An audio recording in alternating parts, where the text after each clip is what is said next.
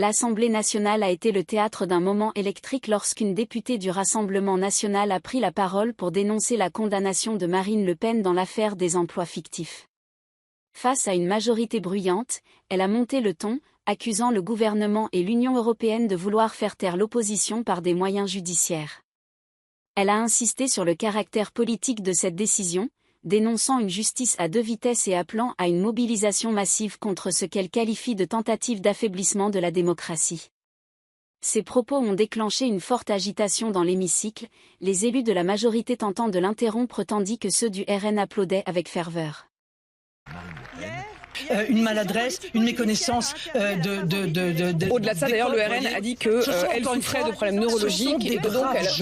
Ce sont des braves gens. Ce sont des braves gens qui se présentent parce que l'Assemblée nationale, elle doit être à l'image de la France, pas à l'image de Sciences Po, pas à l'image de l'ENA. Elle doit être à l'image de la France. Il faut qu'il y ait des infirmières, des ingénieurs, des employés, Jordan Bardella des salariés. parle d'une erreur de casting quand même. Non mais d'accord. Donc moi mais d'accord, mais ça mérite pas d'être viré.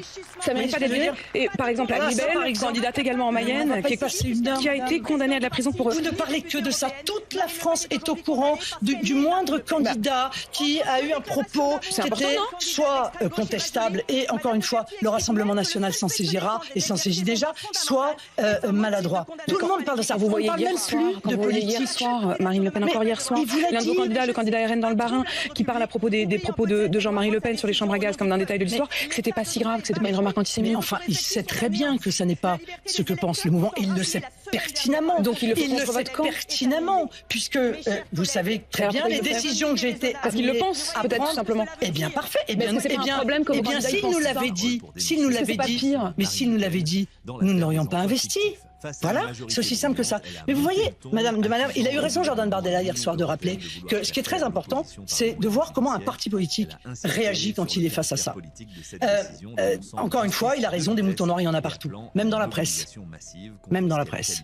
Il y a des journalistes qui sont... On se présente pas aux élections. Hein. On ne prétend pas gouverner la France. Enfin, vous exprimez des positions, etc. Tout à fait. Bon. Donc, comment on réagit? On réagit tout de suite. Et on réagit, encore une fois, sans laxisme et durement. Moi, en face, je suis navré de vous dire que je vois des mouvances politiques, LFI, les Verts, qui couvrent des comportements qui sont inadmissibles, qui devraient entraîner l'expulsion immédiate de ces candidats. Et des grands dirigeants comme M. Coquerel, il vient vous dire que le clip de rap qui est un concentré de violence, d'appel au meurtre, d'appel aux violences contre les femmes,